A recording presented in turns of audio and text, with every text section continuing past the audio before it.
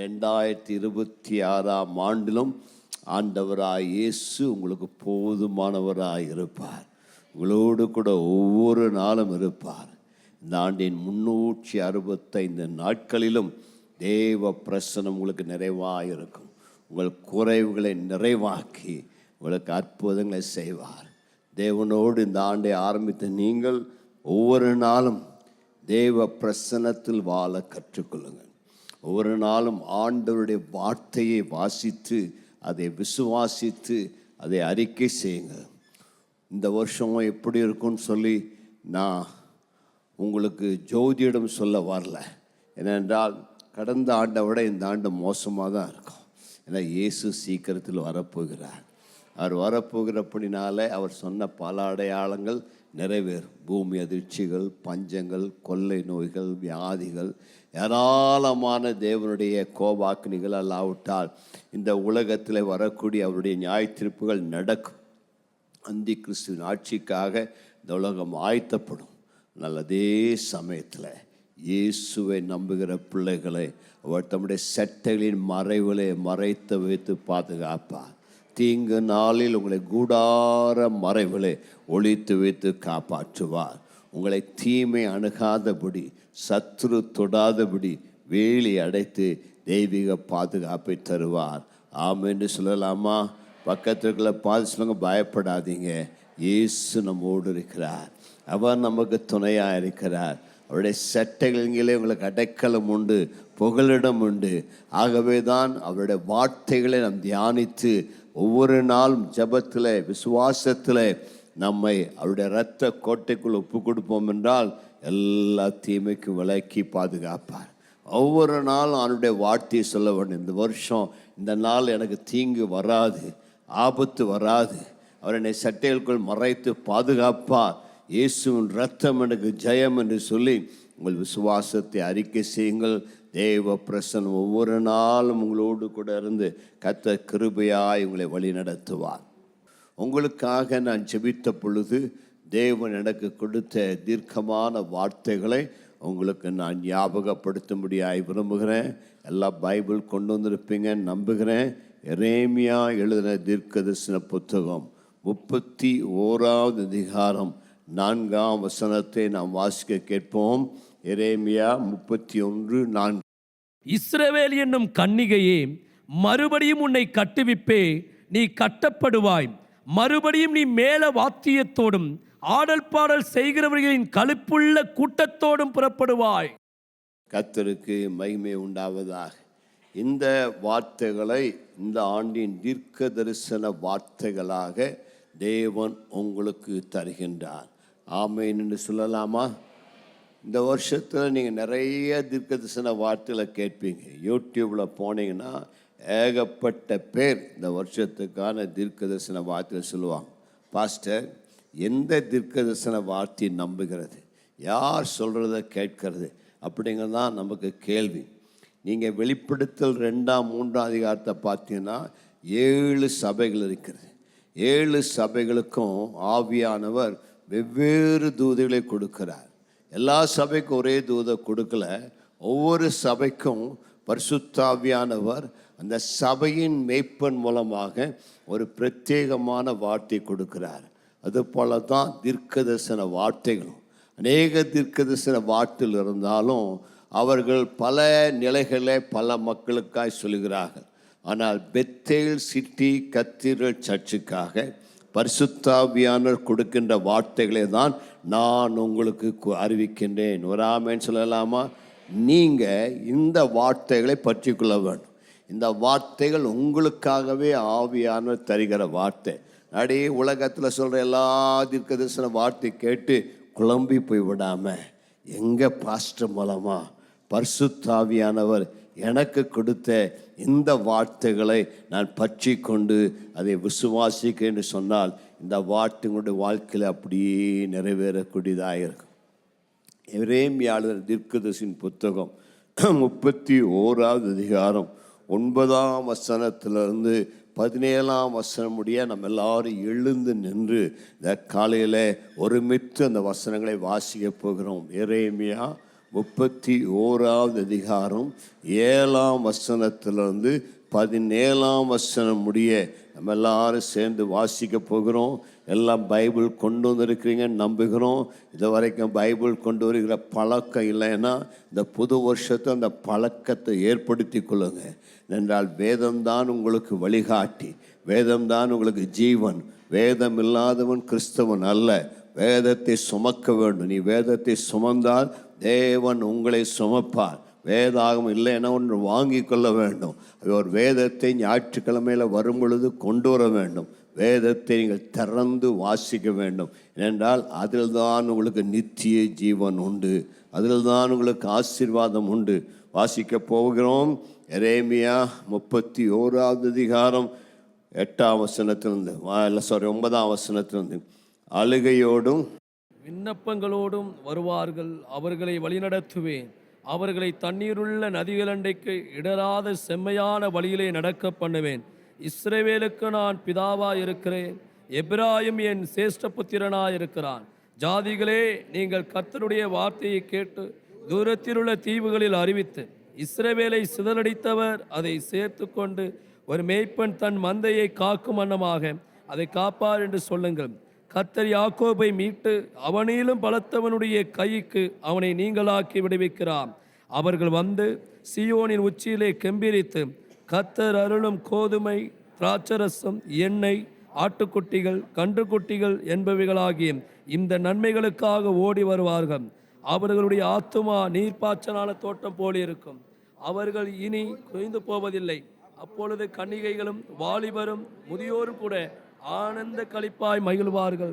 நான் அவர்கள் துக்கத்தை சந்தோஷமாய் மாற்றி அவர்களை தேற்றி அவர்கள் சஞ்சலம் நீங்க அவர்களை சந்தோஷப்படுத்துவேன். ஆசாரியர்களின் ஆத்துமாவை கொழுமையானவைகளினால் பூரிப்பாக்குவேன். என் ஜனங்கள் நான் அளிக்கும் நன்மையினால் திருப்தியாவார்கள் என்று கர்த்தர் சொல்லுகிறான். ராமாவிலே புலம்பலும் கசப்பான அழுகையுமாகிய கூக்குரல் கேட்கப்பட்டது. ராகேல் தன் பிள்ளைகளுக்காக அழுது தன் பிள்ளைகள் இல்லாதபடியாம் அவைகள் நிமித்தம் ஆறுதல் அடையாது இருக்கிறார் என்று கர்த்தர் சொல்லுகிறார். நீ அழாதபடிக்கு உன் சத்தத்தை அடக்கி, நீ கண்ணீர் விடாதபடிக்கு உன் கண்களை காத்துக்கொள் என்று கர்த்தர் சொல்லுகிறார். உன் கிரியைக்கு பலனுண்டு என்று கர்த்தர் சொல்லுகிறார். அவர்கள் சத்துருவின் தேசத்திலிருந்து திரும்பி வருவார்கள். உன் முடிவை பற்றி உனக்கு நம்பிக்கை உண்டு. உன் பிள்ளைகள் தங்கள் தேசத்துக்கு திரும்பி வருவார்கள் என்று கர்த்தர் சொல்லுகிறார். ஆமென் என்று சொல்லலாமா? நல்ல அவங்க கரங்களை உயர்த்தி ஒரு சில நிமிடங்கள் நாம் நல்ல ஜெபம் பண்ண போகிறோம். நல்ல வாய்களை திறந்து இந்த காலையில் கர்த்தரை ஸ்தோத்திரம் பண்ணி, ஆண்டவரே இந்த வார்த்தைகள் மூலம் என்னோடு பேசுவீராக, தீர்க்கமான வார்த்தை எனக்கு தருவீராக. 2026ஆம் ஆண்டுக்கான தீர்க்க தரிசன வார்த்தைகளை என்னுடைய ஆவிலை வெளிப்படுத்துங்க. என்னுடைய வார்த்தைகளை கேட்க, அவளை விசுவாசிக்க, அவளை பற்றிக்குள்ள எனக்கு உதவி செய்யும் சொல்லி நல்ல வாய்களை திறந்து 2 நிமிடங்கள் நல்லா ஸ்தோத்திரம் பண்ணி ஜெபிக்க போகிறோம். கூடுமானால் ஆவிலை நிறைந்து அந்நிய பாஷைகளை ஜெபிக்க போகிறோம். பரிசுத்த ஆவியினால நிரப்பப்படுவது அவசியம். பரிசுத்த ஆவியோட கிருபை நமக்கு தேவை. ஒவ்வொரு நாளும் ஆவியில நிறைந்து ஜெபிக்கிற பழக்கம் நமக்கு வேண்டும். ஒவ்வொரு நாள் அந்நிய பாஷையில ஜெபிக்கிற பழக்கம் நமக்கு வேண்டும். அது நமக்கு தேவன் கொடுத்த விசேஷித்த கிருபை. உங்களுக்கு ஆவியாருடைய அபிஷேகத்தை கர்த்தர் கொடுத்திருப்பாரானால் அனுதினமும் அந்நிய பாஷையில பேச வேண்டும், அனுதினமும் ஆவியில ஜெபிக்க வேண்டும். நல்ல சத்தத்தை உயர்த்தி 2 நிமிடங்கள் நல்ல ஆவியில அந்நிய பாஷையில ஜெபம் பரிசுத்த ஆவியாருடைய வல்லமை பெற்றுக்கொள்வோம். நல்ல வாய்களை திறந்து கேளுங்க. தீர்க்கமா என்னோடு பேசுங்க ஆண்டவரே. ரிகாதானா மரா ஷக்கலபா ரிகபாலா ருகோராமா ஷக்கா ரிதாலா ரபாதுனா மலா ரபாந்துனாமா ரக்கபரபா ஷக்கலா ரபா ரிகாத்துலா ரபா ஷக்கலா ரபா ரிகாபாலா ரா ஷக்கலா ரபா திபா ரந்துனாமா ரந்தானா மாலா ரந்தானா காலா ரபா ரிகபரு ஷக்கல ரபா ரிகபாலா ஷக்கா. அந்நிய பாஷைகளை பேசும் பொழுது உனக்கு விரோதமாக இருக்கிற சத்துருடைய திட்டங்கள் கேன்சல் பண்ணப்படுகிறது. ஆவியிலே நிறைந்து அந்நிய பாஷைகளை பேசும் பொழுது உனக்கான தீர்க்கதரிசன திட்டங்கள் வெளிப்படுகிறது. ஆவியிலே நிறைந்து அந்நிய பாஷைகளை பேசும் பொழுது உனக்கான தீர்க்கதரிசன திட்டங்களை கர்த்தர் செயல்படுத்த ஆரம்பிக்கிறார். அமைதியாயிராதே, அமைதியாயிராதே. அமைதியாயிராது. உன் சத்தத்தை உயர்த்தி தேவனை நோக்கி கூப்பிடு. உன் சத்தத்தை உயர்த்தி நல்லா ஜெபம் பண்ணு. நல்ல விசுவாசத்தோடு கூட கேளு. ஷக்காரா ரிகாபா லந்தோனாமா ஒராமா ஷக்கோலாபா. நல்ல வாயை திறந்து சொல்லு, ஆவியானவரே என் மேல வாங்க, என் மேல பலமா இறங்கி வாங்க, என்னை புதிய எண்ணினால் அபிஷேகம் பண்ணுங்க, எனக்கு உடைய கிருபைகளை கொடுங்க. நல்ல வாய்களை திறந்து நீமா ருந்தோனாமா ரிகாபாலா ரஷக்காலா ஒராபா ஹந்தோனாமா. இன்னும் அபிஷேகத்தை பெறலேனா உன் கையை உயர்த்தி கேளு. பரிசுத்த ஆவியானவரே, எனக்கு உடைய வெளிச்சம் தேவை, உடைய வல்லமை தேவை, உடைய அபிஷேகம் தேவை. இன்றைக்கு நவமான பாஷையினால அந்நிய பாஷையினால நிரப்புவீராக கேளு. நல்ல விசுவாசத்தோடு வாயை திறந்து கேட்கும் பொழுது இன்றைக்கு மேல ஒரு புதிய அபிஷேகம் இறங்கி வரும். புதிய கிருபைகள் மேல இறங்கி வரும். பரிசுத்த ஆவியாருடைய வல்லமையின் மேல இறங்கி வரும். இந்த ஆண்டு ஆவியாருடைய துணை இல்லாமல் நீ வாழ முடியாது. ஆவியாருடைய அபிஷேகம் இல்லாதபடி உன்னால் ஜீவிக்க முடியாது. அவருடைய அபிஷேகம் உனக்கு இன்றியமையாதது. நீ கேட்டு பெற்றுக்கொள்ள வேண்டும். நல்ல வாய்களை திறந்து ஷக்கா ரந்தானா மக்காபா ரந்தோனா ரேரியா கபாலா ரமா ஷக்கா ரந்தானா மல்ல ரமோஷக்கு ரெந்தானா மஹாராஷிகே ரிகா பாரா துனா மரா Kaba லந்தோனா. Come Holy Spirit, come Holy Spirit, touch everyone, fill everyone. ஒவ்வொரு மேல அசைவாடுங்க. இருளின் மேல அசைவாடினவர், ஜலத்தின் மேல அசைவாடியவர் இந்த காலையில உங்க ஜனத்தின் மேல அசைவாடுவீராக, அசைவாடுவீராக, அசைவாடுவீராக. இருளிலிருந்து வெளிச்சத்தை பிரகாசிக்க சொன்ன தேவன் இன்னைக்கு உடைய பிள்ளைகளுடைய இருளை மாற்றி உடைய வாழ்க்கையில வெளிச்சம் பிரகாசிப்பதாக, வெளிச்சம் பிரகாசிப்பதாக, நன்மைகள் உண்டாவதாக. 7 நாளிலே பூமியை சிருஷ்டித்து வார்த்தையினால் உண்டாக்கினவர் எப்பொழுது வார்த்தையின் வல்லமையை ரிலீஸ் பண்ணுங்க. பிள்ளையுடைய வாழ்க்கையில எதெல்லாம் சிருஷ்டிக்கப்பட வேண்டுமோ அதெல்லாம் சிருஷ்டிக்கப்படுவதாக, அதெல்லாம் உண்டாவதாக. இல்லாதவர்களை இருக்கிறதை போல அழைக்கின்ற தேவனாகிய கர்த்தருடைய நாமத்தினாலே நம்முடைய பிள்ளைகளுக்கு இந்த ஆண்டில் எவைகளெல்லாம் உண்டாக வேண்டுமோ அவைகளெல்லாம் பெயர் சொல்லி அழைக்கிறோம். உண்டாவதாக இயேசுவின் நாமத்தில் பிதாவே, ஆமென். நல்ல கரங்களை தட்டி கர்த்தரை துதிப்போம், அமருவோம். எரேமியா தீர்க்கதரிசன புத்தகத்தில் 31வது அதிகாரத்திலிருந்து உங்களுக்கு 5 வாக்குத்தத்தங்களை நான் சொல்லும்படியாய் விரும்புகிறேன். நிறைய பேர் பாஸ்டர் என் தலை மேலே கை வச்சு எனக்கு ஒரு தீர்க்கதரிசனம் சொல்லுவீங்கன்னு விரும்புவீங்க. டைம் இருந்தால் நாங்களும் உங்களுக்கு பண்ணுறதுக்கு ரெடியாக இருப்போம். ஆனால் ஆயிரக்கணக்கான பேர் இருக்கிறதுனால அது முடியாது. ஆனால் நான் இப்போ சொல்லக்கூடிய தீர்க்கதரிசன வார்த்தைகள் ஆண்டவரே உங்களுக்கு சொல்லுகிறார். நான் உங்கள் மேலே கை வைக்கிறதுக்கு பதிலாக தேவனே உங்கள் மேலே கைகளை வைத்து இந்த 5 தீர்க்கதரிசன வார்த்தைகளை சொல்லுகிறார். இந்த வார்த்தைகளை நீங்கள் பற்றி கொள்ள வேண்டும். ஏன்னா எரேமியா 31வது அதிகாரத்தில் யெகோவா என்று ஆங்கில வேதாமத்தில், தமிழ் வேதாமத்தில் அந்த யெகோவா என்கிற பதத்திற்கு சமமான பதம் கர்த்தர் என்கிற பதமும் 15 முறை வருகிறது. 8 முறை யெகோவா சொல்லுகிறார், யெகோவா சொல்லுகிறார், கர்த்தர் உரைக்கிறார், கர்த்தர் உரைக்கிறார் என்று சொல்லப்பட்டிருக்கிறது. இன்றைக்கு நான் அல்ல, கர்த்தரே உங்களுக்கு உரைக்கிறார். கைகளை உயர்த்தி சொல்லுங்க, கர்த்தரே நீர் உரைக்கின்ற வார்த்தைகள் சாதாரண வார்த்தைகள் அல்ல, அவைகள் வல்லமையுள்ள தீர்க்கமான வார்த்தைகள். நாங்கள்லாம் அவர் கொடுக்கறத எடுத்து தான் பேசுகிறோம். இன்னைக்கு அவர் சொல்கிறார், நானே உன்னோட டைரக்டாக பேசுகிறேன், நானே உனக்கு நேரடியாக தீர்க்கதரிசன வார்த்தைகளை தருகிறேன். இந்த 5 தீர்க்கதரிசன வார்த்தைகளை இந்த ஆண்டிலே பற்றி கொள்ளுங்கள். அந்த வார்த்தையின்படியே கர்த்தர் உங்களுக்கு செய்வார். இந்த தீர்க்கதரிசன வார்த்தைகளை பற்றி என்னன்னா, இந்த ஒரு பிரசங்கமாக கேட்கக்கூடாது. ஏதோ பிரசங்கம் பண்ணுறாரு நாம் ஏதோ கேட்போம் அப்படிங்கிற மாதிரி இருக்கக்கூடாது. நீங்கள் உங்களுக்கு நேராக ஒரு தீர்க்கமான வார்த்தை வரும் பொழுது உடைய வலது கரத்தை உயர்த்தி, ஆமாண்டவரே என்னோடு பேசுவதற்காய் சோத்தணும், இந்த வார்த்தையின்படி எனக்கு இந்த ஆண்டில் செய்யுங்க, இந்த வார்த்தையின் வாழ்வில் நிறைவேற்றுங்கன்னு கேட்டீங்கன்னா அந்த வார்த்தை வெறுமையாய் திரும்பாது. அந்த வார்த்தை அனுப்பின நோக்கத்தை கத்த நிறைவேற்றும். நிறைய டைம் ஆண்டவர் வார்த்தையை அனுப்புறாரு, அதை யாரும் பெற்றுக்கொள்ளாதபடினால அது வெறுமையா திரும்பி போயிருது. ஆனால் இன்றைக்கு நீங்கள் இந்த வார்த்தையை கேட்கும் பொழுது உங்களுடைய வலது கரத்தை உயர்த்தி, ஆண்டவரே இது எனக்குரிய தீர்க்கமான வார்த்தை, இந்த வார்த்தையின்படி எனக்கு செய்ய போகிறீ, இந்த வார்த்தைக்காய் நன்றி என்று சொல்லும் பொழுது தேவன் அந்த வாக்கு தத்தத்தை இந்த ஆண்டில் உங்கள் வாழ்வில் நிறைவேற்றுவதை காண்பீர்கள். ஏன் சிலருக்கு தீர்க்கதரிசனம் நிறைவேறுகிறது, ஏன் சிலருக்கு நிறைவேறவில்லை?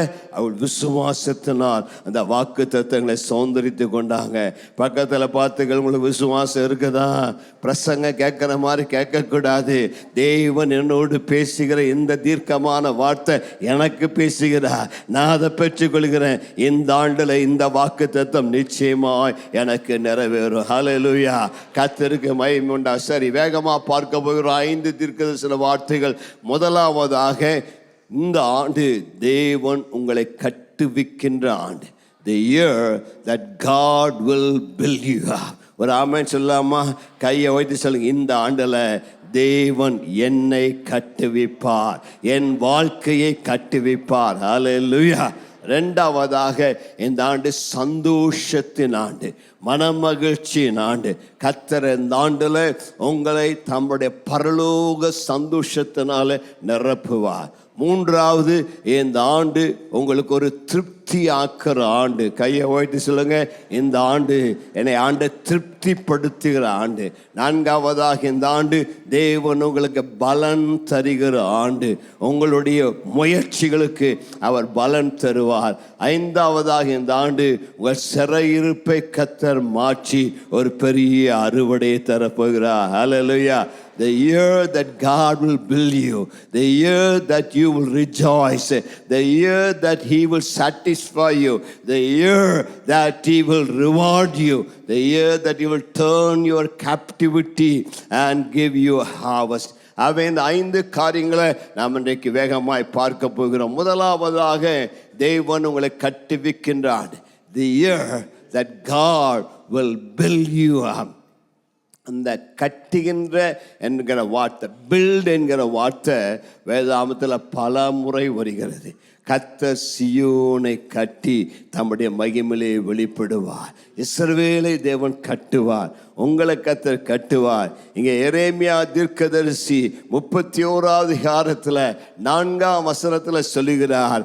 ஆமா, என்ன சொல்லுகிறார்? இஸ்ரவேல், வாசிங்க. இஸ்ரவேல் என்னும் கன்னிகையே, மறுபடியும் உன்னை கட்டுவிப்பே, நீ கட்டப்படுவாய்.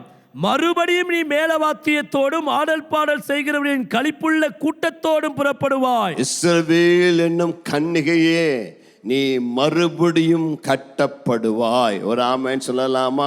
பக்கத்தில் கைக்கடிச்சு, நீங்க உங்களை ஆண்டவர் இந்த ஆண்டில் மீண்டும் கட்டி எழுப்புவார், மறுபடியும் கட்டி எழுப்புவார். கர்த்தருக்கு மகிமை உண்டாவதாக. இந்த அதிகாரத்தை எழுதும் பொழுது அந்த யூத ஜனங்கள், இஸ்ரவேல் ஜனங்கள் சிறைப்பட்டு போயிருந்தார்கள். அவருடைய வாழ்க்கை இடிபட்டு கிடந்தது, அவருடைய வாழ்க்கை பாலாய் கிடந்தது, அவருடைய வாழ்க்கையில நம்பிக்கை இல்லாமல் இருந்தது. அதாவது எரேமியா 1வது அதிகாரத்திலிருந்து இந்த 30வது அதிகாரம் வருகிற வரை எரேமியா தீர்க்கதரிசி மேல சாபமான வார்த்தைகள் அல்லது கோபமான வார்த்தைகள் அல்லது தேவனுடைய நியாய தீர்ப்பின் வார்த்தைகள் தான் சொல்றாரு.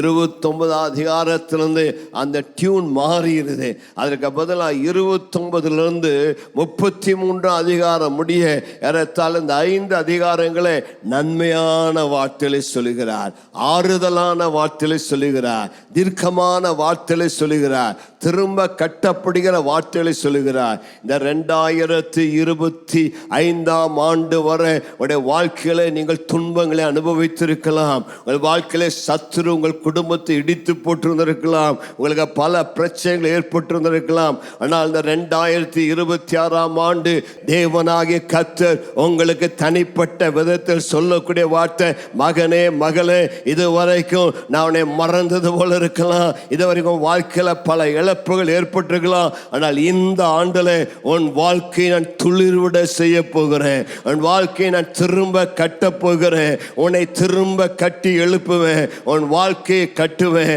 உன் குடும்பத்தை கட்டுவேன். உன் பிள்ளைகளுடைய வாழ்க்கையை கட்டுவேன். உன்னுடைய வாழ்வில் இருக்கக்கூடிய எல்லாவற்றையும் கட்டுவேன். உன்னுடைய பிசினஸை கட்டுவேன். உன்னுடைய வியாபாரத்தை கட்டுவேன். உனக்கு உண்டாகி இருக்கிற எல்லாவற்றையும் நான் இந்த ஆண்டு கட்டி எழுப்ப போகிறேன் என்று கர்த்தர் சொல்கிறார். நல்ல கரங்களை தட்டி அவருக்கு நன்றி செலுத்தலாமா?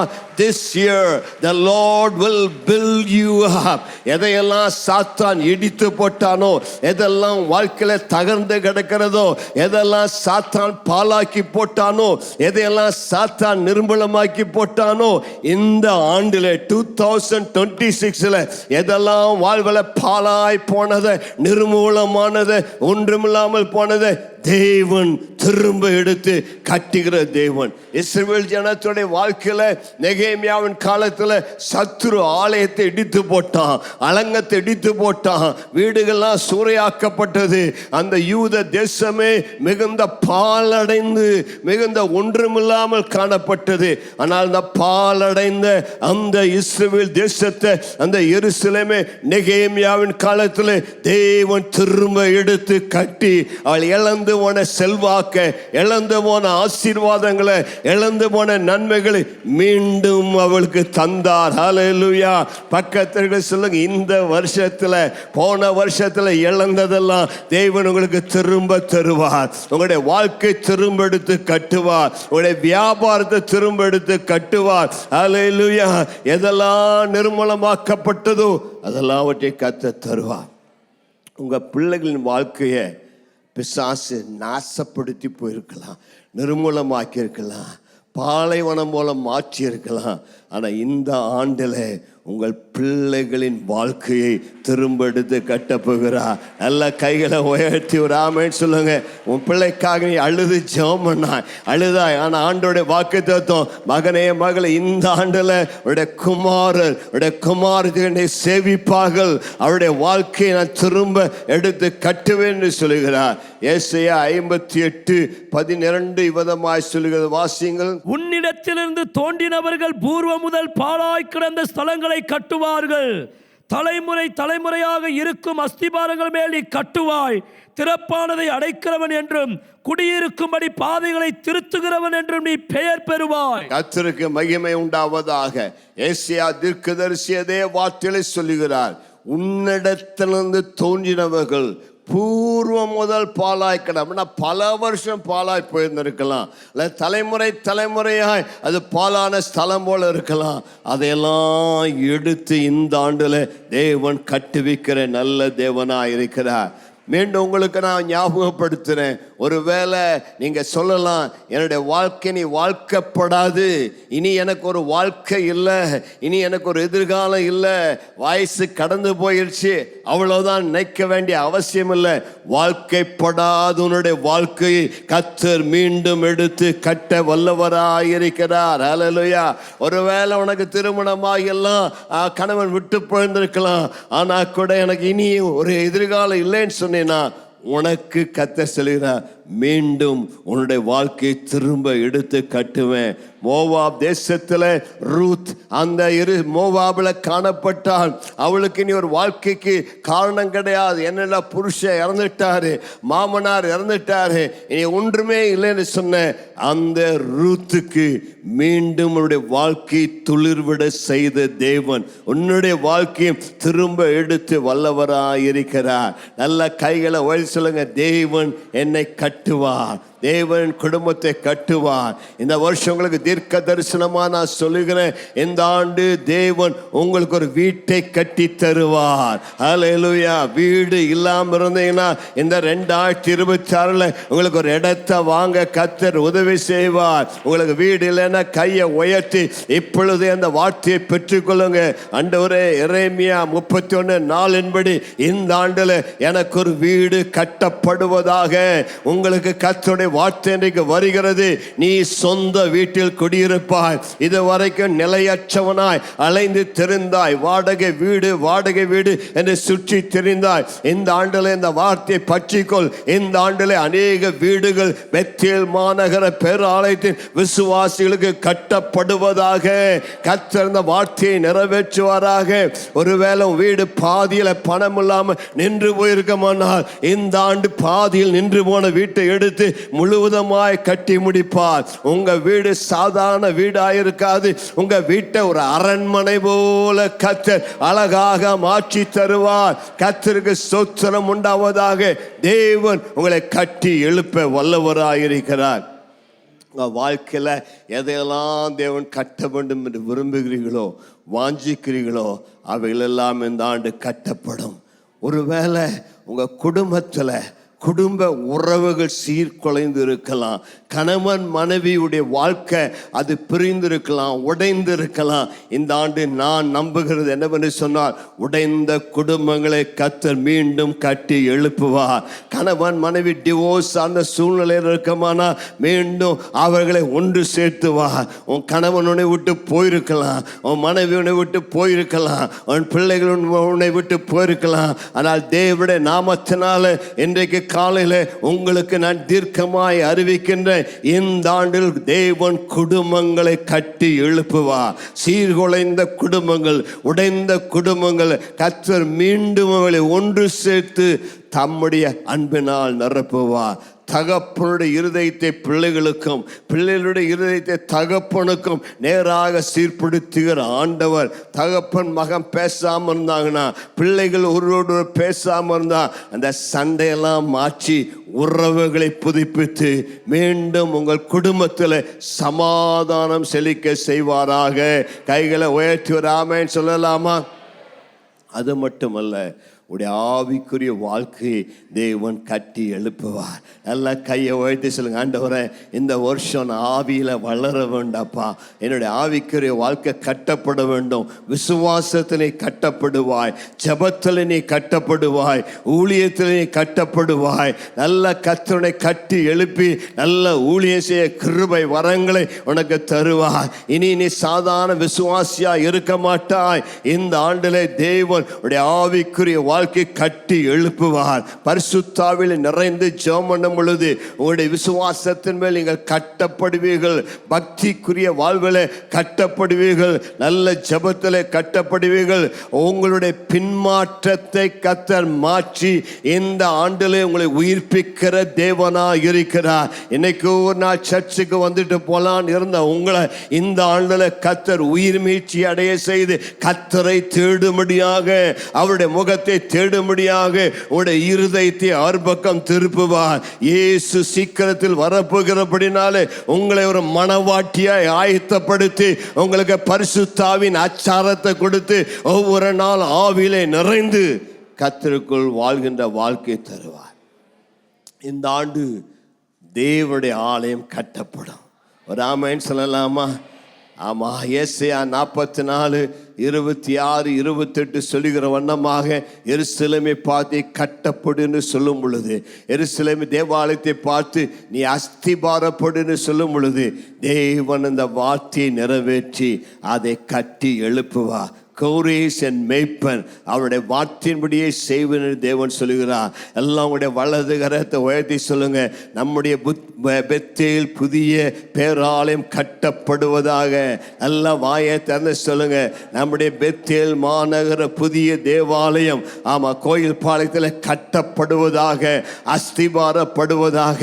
இந்த ஆண்டு கர்த்தர் செய்வார். நாங்கள் விசுவாசத்தோடு அறிக்கையிடுகிறோம். அடுத்த வருஷம், இந்த வருஷத்தினுடைய வாட்ச் நைட் சர்வீஸ் 26 27 போகக்கூடிய வாட்ச் நைட் சர்வீஸ் நம்முடைய கோயில் பாளையத்தில் கட்டப்படுகிற புதிய இடத்திலே நடைபெறும் என்பதை நான் மகிழ்ச்சியோடு தெரிவித்துக் கொள்கிறேன். கர்த்தர் அதை செய்ய வல்லவர். நீங்க நல்லா ஜெபம் பண்ணீங்கன்னா கர்த்தர் அதை நிறைவேற்ற வல்லவர். தேவனுடைய ஆலயம் கட்டப்படும். தாவீதுக்கு ஆண்டவர் சொன்னார், தாவீது அவன் நல்ல ஒரு மச்சு பாப்பட்ட கான்கிரீட் வீட்டில் குடியிருந்தான். அந்த வீட்டில் இருந்து சொன்னான், ஆண்டவரே உம்முடைய ஆலயம் அது திரைச்சீலை நடுவில் இருக்குது, வனாந்தரத்தில் இருக்குது, நான் ஒரு ஆலயத்தை கட்டிக்கிற வர என் படிக்கல ஏறுவதில்லை பொருத்தனை பண்ணான். உடனே தாவீதுக்கு தேவன் ஒரு தீர்க்கதரிசி அனுப்பினார். அந்த நாத்தான்வேல் தீர்க்கதரிசி சொன்னா, தாவீதே நீ எனக்கு ஒரு ஆலயத்தை, நீ எனக்கு ஒரு வீட்டை கட்டுவேன்னு சொன்னபடினால நீ கட்ட வேண்டிய அவசியம் இல்லப்பா, மகன் கட்டுவான். ஆனா நீ அந்த விருப்பம் உன்னுடைய உள்ளத்தினால நான் உனக்கு ஒரு வீட்டை கட்டுவேன், நான் பிள்ளைகளுடைய வாழ்க்கையை கட்டுவேன், நான் உன்னுடைய சிங்காசனத்தை கட்டுவேன், உன்னுடைய சிங்காசனம் என்றைக்கும் நிலைத்திருக்கும் சொன்னார். நல்ல கையை உயர்த்து ஹல்லேலூயா சொல்லலாமா? நான் உங்களுக்கு சொல்லுகிறேன் ஒரு ரகசியத்தை.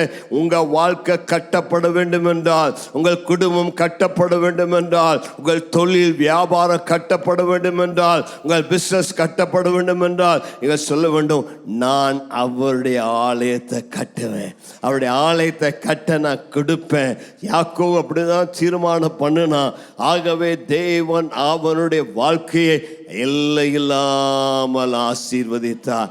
ரகசியம் அதுதான். போன முறை பார்த்தோம், 2004 இந்த தேவனுடைய வீட்டை கட்டும் பொழுது அநேக வீடுகள், நூற்றுக்கணக்கான வீடுகள் கட்டப்பட்டது. ஏன்னா இப்பொழுதெல்லாம் ஆண்டுடைய ஆலயம் கட்டப்படுகிறதோ அப்பொழுதெல்லாம் தேவன் அவருடைய பிள்ளைகளுடைய வீட்டை கட்டுவார், அவருடைய வாழ்க்கை பிரம்மாண்டமாக கட்டுவார். ஹல்லேலூயா. இப்போ நாங்கள் டெடிகேட் பண்ணிக்கிற வீடுகள்லாம் சாதாரண வீடுகள் அல்ல. குடிசையில் இருந்தவங்க 3 மாடி கட்டுறாங்க, சாதாரண நிலையில் இருந்தவங்க நல்ல அழகான மாளிகையா கட்டுறாங்க. எங்களுக்கே இது ஆச்சரியமா இருக்குது, எப்படி இவங்க சாதாரணமான இவ்வளவு பெரிய வீட்டை கட்டுறாங்கன்னு சொல்லி. ஏனென்றால் கர்த்தருடைய ஆலயத்தை கட்டும் பொழுது தேவன் உங்களை அழகாக கட்டி எழுப்ப வல்லவராக இருக்கிறார். நான் நம்புகிறேன் இந்த வருஷத்துல நம்முடைய சபை ஆராதனைகளை ஒரு வித்தியாசத்தை உண்டு பண்ண போகிறார். 4ஆம் வசனத்தை சொல்லுகிறது, நீ மேல வாத்தியத்தோடும் ஆடல் பாடல் செய்கிற களிப்புள்ள கூட்டத்தோடும் புறப்படுவாய். 6ஆம் வசனம் சொல்லுகிறது, எழுந்திருங்கள், சீயோனில் நம்முடைய தேவனாய் கர்த்தரிடத்திற்கு போவோம் வாருங்கள் என்று எப்ராயிம் மலைகளுள்ள சாமக்கார கூறும் காலம் வரும். தேவன் தம்முடைய ஜனத்தை கட்டுவார். ஆலயத்தை கட்டுவது மட்டுமல்ல, தம்முடைய ஜனத்தை கட்டி எழுப்புவார். உங்களை நல்ல ஆவிக்க ரீதியில் கட்டி எழுப்புவது மட்டுமல்ல, இந்த ஆண்டில் நல்ல ஆராதனைகளை கர்த்தர் தரப்போகிறார். ஆராதனை நடுவில் கர்த்தர் அசைவாடுவார். இந்த வருஷம் வொர்ஷிப்பே டிஃப்ரெண்ட்டாக இருக்க போகிறது. நிறைய மியூசிஷியன்ஸை கர்த்தர் எழுப்ப போகிறார், நிறைய கொயரை கர்த்தர் தரப்போகிறார், பல விதமான நானாவித மியூசிக் இன்ஸ்ட்ருமெண்ட்ஸை கர்த்தர் தரப்போகிறார். நல்ல மேல வாத்தியத்தோடு ஆடல் பாடல் சத்தத்தோடு கர்த்தர் இந்த ஆண்டிலே பலமாய் கிரியை செய்ய வல்லவராய் இருக்கிறார். அதே எரேமியா 30ஆம் அதிகாரத்தில் சொல்லப்படுகிறது, அவைகளிலிருந்து ஸ்தோத்திரமும் ஆடல் பாடலின் சத்தமும் புறப்படும். ஒரு ஆமென் சொல்லலாமா? பக்கத்திற்கு சொல்லுங்க. இந்த வருஷத்துல நல்லா நீ கர்த்தரை ஆராதிக்க வேண்டும். சர்ச்சுக்கு வந்தீங்கன்னா கை கட்டி உட்கார்ந்துருக்க கூடாது. நல்ல கையை தட்டி, நல்ல கையை உயர்த்தி, நல்ல வாயை திறந்து சத்தமா கர்த்தரை பாட வேண்டும். இந்த ஆண்டு அப்படி நீ கர்த்தரை சத்தமா பாடுனீனா கர்த்தர் உனக்கு அற்புதங்களை செய்வார், அடைபட்ட கதவுகளை திறப்பார், மகிமை வெளிப்படும். ஹல்லேலூயா. நல்ல கையை அசைத்து சொல்லுங்க, இந்த வருஷம் கர்த்தரை ஆராதிக்கிற ஆண்டு. எந்த வருஷம் இல்லாத அளவுக்கு இந்த ஆண்டு கர்த்தரை உயர்த்தி துதிக்க போகிறேன். கர்த்தரை நல்ல வாய் விட்டு ஸ்தோத்திரிக்க போகிறேன். நல்ல ஆடல் பாடல். என் மக பேத்தி கேட்டான், ஏப்பா ஏன் தாத்தா சர்ச்சில் டான்ஸே இல்லைன்னு சொல்லி கேட்டா. ஆமா, டான்ஸுங்கிறீங்களே, ஒருத்தருமே டான்ஸ் ஆட மாட்டேங்கிறாங்களே, கையை தானே தட்டுறாங்கன்னு கேட்டேன். நான் சொன்னேன், இந்த வருஷத்துல எங்க சபையில ஜனங்கள் நல்லா டான்ஸ் ஆடி துதிக்க போறாங்க. பாஸ்டமா டான்ஸை நடத்துவாங்க, நானும் டான்ஸ் ஆடுவேன். தாவீது நடனம் ஆடினது போல நாம் நடனம் ஆடி கர்த்தரை மகிழ்ந்து துதிக்க போகிறோம். சீயோனின் நடனத்தை கர்த்தர் திரும்ப தரப்போகிறார். மீண்டும் ஒரு நடன களிப்பை கர்த்தர் தருவார். அப்பா வீட்டிலே நடனம் உண்டு, களிப்புண்டு. நீ நடனம் ஆட சினிமா தியேட்டருக்கு போக வேண்டாம், நீ டான்ஸ் ஆட அங்கிங்கு போக வேண்டாம், விஜயை போய் பார்க்க வேண்டாம். தேவ பிரசன்னத்திலே பரலோக களிப்புண்டு, பரலோக மகிழ்ச்சி உண்டு. ஆடல் பாடலோடு கூட நல்ல டாம்ரின் மிரியாம் அடிச்சு ஆடினது போல நீ நன்றாக ஆடுவாய். இது சாதாரண ஆட்டம் அல்ல, சினிமா ஆட்டம் அல்ல, இது பரிசுத்த ஆட்டம், இது தேவனை உயர்த்துகிற ஆட்டம், இது தேவன் விரும்புகிற நடன களிப்பை நாம் செய்வோம். ஆமென். ஜாமக்கார கர்த்தர் எழுப்புவார். இந்த வருஷம் இல்லாத அளவுக்கு இந்த வருஷம் 500 ஜாமக்காரர்களுக்காக விசுவாசிக்கணும். பக்கத்தில் இருக்கிற கைகொடு சொல்லுங்க, உங்களை ஆண்டவர் ஒரு ஜாமங்காக்கர்களை அழைக்கிறார். அவருடைய வருகைக்கு முன்பதாக ஒரு எழுப்புதல் வரப்போகிறது. ஒரு மாபெரும் எழுப்புதல் வர வேண்டும் என்று சொன்னால் அநேக பிரேயர் வாரியர்ஸ் தேவை, ஜெபமணிகள் தேவை. உங்களை கர்த்தர் ஜாமக்காரராக எழுப்பி நல்ல ஜெபிக்க கர்த்தர் கிருபை தருவார். கையை வச்சு சொல்லுங்க, ஆண்டவரே ஜெப ஆவிய மேலே ஊற்றுங்கப்பா, ஒரு விண்ணப்பத்தை ஆவி ஊற்றுங்கப்பா, ராக்காலத்தில் என்னை எழுப்பி விடுங்கப்பா, நடுராத்திரி என்னை எழுப்பி விடுங்கப்பா, நான் ஜெபிக்க வேண்டும் ஆண்டவரே. இதுவரை ஜெபிக்காத அளவு நான் ஜாமங்காத்து ஜெபிக்க வேண்டும். என் மேலே பரிசுத்த ஆவியானவரே ஒரு ஜெப ஆவி ஊற்றுங்க, ஜெப ஆவி ஊற்றுங்க. இந்த 2026 தூங்கி தூங்கி என் நாட்களை செலவழிக்க கூடாது. முழங்காலில் இருக்க வேண்டுமே, ஆத்துமாக்களுக்காய் கதற வேண்டுமே, அழிந்து போகிற ஆத்துமாக்களுக்காய் ஜெபிக்க வேண்டுமே, எழுப்புதலுக்காய் ஜெபிக்க வேண்டுமே. என்னுடைய உள்ளத்தந்த ஜெப வாஞ்சியால நிரப்புங்க. நல்ல கையை உயர்த்தி கேட்டு ஜெபித்தினா இந்த ஆண்டு தேவதூதன் உன்னை தட்டி தட்டி எழுப்பிவிடுவார். தேவதூதன் வீட்டுக்கு வருவார். தேவதூதன் உங்களுக்கு தரிசனமாவார். நடக்கக்கூடிய காரியங்களை உங்களுக்கு அறிவிப்பார். ஜெப ஆவி உங்கள் மேல் கர்த்தர் ஊற்றி தருவாரா. ஹல்லேலூயா, ஹல்லேலூயா, ஹல்லேலூயா. பரிசுத்த ஆவியான அநேகரை தொட்டு கொண்டிருக்கிறத உணர்கிறேன். நல்ல ஒரு நிமிட கைகளை உயர்த்தி நல்ல அந்நிய பாஷையில் பேசுங்க. ஆவியான அநேகரோடு இடைப்படுகிறத உணர்கிறேன். ஆவியானுடைய வல்லம் அநேக மேலே இறங்கி வருகிறத உணர்கிறேன். இந்த காலையில் கர்த்தருடைய வல்லமை அநேகரை தொட்டு கொண்டிருக்கிறத உணர்கிறேன். பெற்றுக்கொள், பெற்றுக்கொள், பெற்றுக்கொள். ஒரு விசேஷித்த தேவ கிருபையை, ஒரு விசேஷித்த தேவ அபிஷேகத்தை பெற்றுக்கொள். சந்தானா மாராந்தானா ரிகாபாலா ஷக்கா. கேளுங்க, ஆவியானவரே என்னை தொடுங்க ஆண்டவரே. இதுவரைக்கும் வாழ்ந்தது போல ஒரு சாதாரண வாழ்க்கை அல்ல. இந்த ஆண்டில் என் வாழ்க்கை மாறுவதாக, என்னுடைய வாஞ்சைகள் மாறுவதாக, ஆவிக்குரிய வாஞ்சைகள் பிறப்பதாக. நல்லா ஜெபிக்க வேண்டாண்டவரே, நல்ல ஊழியம் செய்ய வேண்டாண்டவரே. எனக்கு அந்த கிருபை கொடுங்க ஆண்டவரே. ஆகவே முதலாவது தீர்க்கமான வார்த்தை, தேவன் உங்கள் வாழ்க்கையை கட்டி எழுப்புவார். இரண்டாவது தீர்க்கமான வார்த்தை, உங்கள் சஞ்சலம் சந்தோஷமாய் மாறும். ஒரு ஆமென் சொல்லலாமா? பக்கத்திற்கு கை கொடுத்து சொல்லுங்க, உங்கள் சஞ்சலம் சந்தோஷமா மாறும், உங்கள் துக்கம் சந்தோஷமாய் மாறும். ஹல்லேலூயா. உங்கள் கண்ணீர் களிப்பாக மாறும். இன்னைக்கு துக்கமாக வந்திருக்கெல்லாம் கையை உயர்த்தி சத்தமாக ஒரு அல்லேலூயா சொல்லலாமா? பாவம், இவ்வளோ துக்கத்தோடு இன்னைக்கு வந்திருக்கிறீங்க. உங்களுக்கு தான் ஆண்டு தீர்க்கமான வார்த்தை தருகிறார்.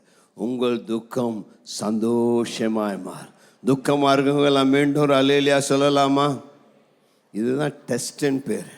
எவ்வளோ பேர் தூங்கிட்டே பிரசங்கத்தை கேட்குறாங்க, எவ்வளோ பேர் விழிப்பாக பிரசங்க. ஏன்னா அல்லேலூயா சொல்லுங்கன்னா தூங்குறவங்க கூட விழிச்சிட்டு அல்லேலூயா சொல்லுவாங்க. எதுக்கு அல்லேலூயா சொன்னாங்கன்னு தெரியாமையே சொல்லிடுவாங்க. ஆகவே ஆண்டவர் சொல்லுங்க, உங்கள் துக்கம் சந்தோஷமாய் மாறும், உங்களுடைய கண்ணீரை களிப்பாய் மாற்றுவார். அல்லேலூயா. கர்த்தருக்கு மகிமை. 9ஆம் வசனத்தை வாசிக்க கேட்போம். அழுகையோடும் விண்ணப்பங்களோடும் வருவார்கள், அவர்களை வழிநடத்துவேன், அவர்களை தண்ணீருள்ள நதிகள் அண்டைக்கு இடராத செம்மையான வழியிலே நடக்க பண்ணுவேன். இஸ்ரவேலுக்கு நான் பிதாவா இருக்கிறேன், எபிராயிம் என் சிரேஷ்ட புத்திரனா இருக்கிறார். கர்த்தருக்கு ஸ்தோத்திரம் உண்டாவதாக. அழுகையோடும் கண்ணீரோடும் வருவார்கள், நான் அவளை கரம் பிடித்து நடத்துவேன், அவளை தண்ணீர் உள்ள நதிகள் அண்டைக்கு அவர்களை இடராத செம்மையான வழியில நடத்துவேன், நான் அவளுக்கு தகப்பனாயிருப்பேன் என்று கர்த்தர் சொல்லுகிறார். ஆலயத்துக்கு வரும்போது அநேகர் பாரத்தோடு வராங்க, கண்ணீரோடு வராங்க, வேதனையோடு வராங்க.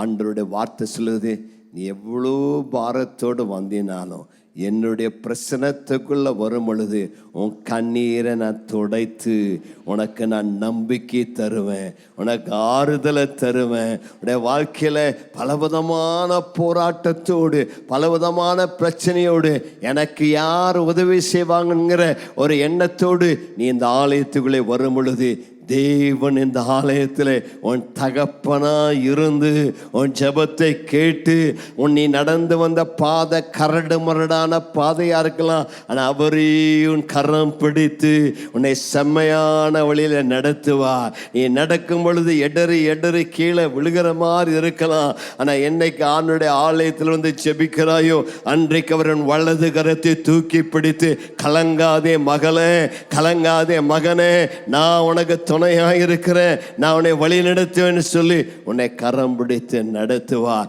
நல்ல கைகளை உயர்த்தி ஒரு ஆமேன்னு சொல்லலாமா? அன்றைக்கு அன்னாளின் அழுகுரலை கேட்டார். அன்னாள் துக்கத்தோடு ஆலயத்தில் அழுதார். அன்றைக்கு கர்த்தருடைய துக்கத்தை மாற்றி அவளுக்கு பதில் கொடுத்தார். ஆகாரின் அழுகுரலை கேட்ட ஆண்டவர் இந்த ஆலயத்தில் யார் வந்தாலும் அவருடைய அழுகுரலை கேட்பார். கர்த்தருக்கு மகிமை உண்டாவதாக.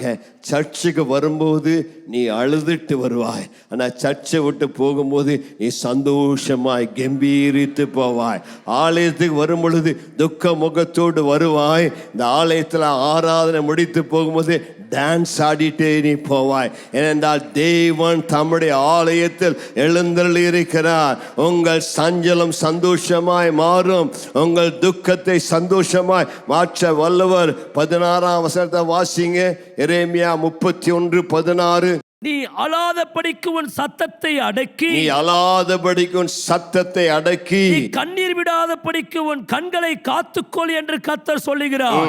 உன் கிரியைக்கு பலன் உண்டு என்று கர்த்தர் சொல்லுகிறார். மீண்டும் மீண்டும் ஆண்டவர் கர்த்தர் சொல்லுகிறார். அந்த வார்த்தை நல்லா கவனிச்சு பாருங்க, பைபிளை கோடு போட்டு வைங்க.